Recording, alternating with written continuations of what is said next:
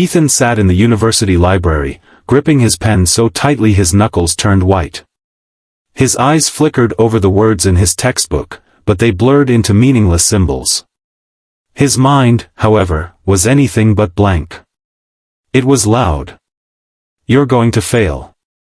You should have started studying earlier. Everyone else understands this better than you. Why even try?"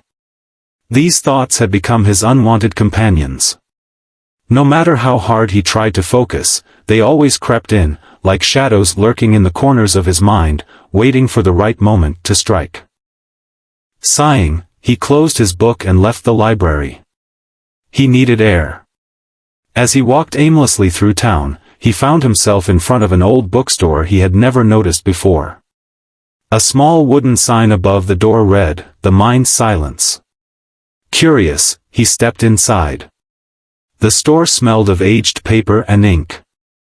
Dim, golden light flickered from lanterns, casting long shadows over the endless rows of books. As he wandered through the aisles, his fingers brushing against the leather-bound spines, one book caught his attention.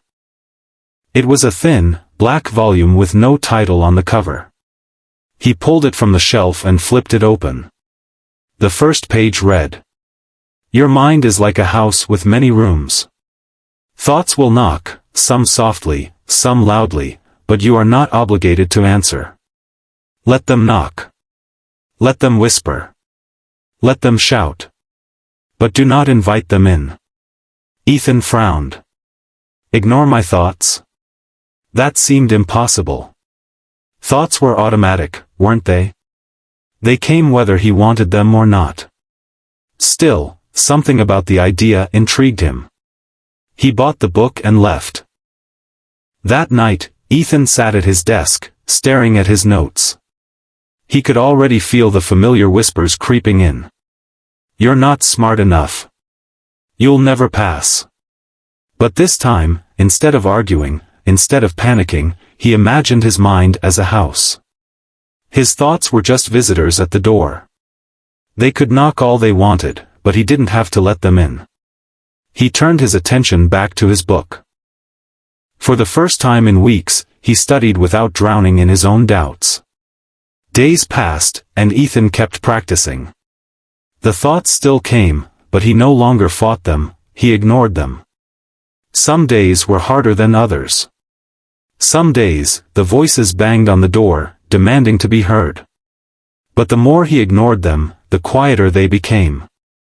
By the time his final exam arrived, Ethan wasn't completely free from his doubts, but he had learned something powerful.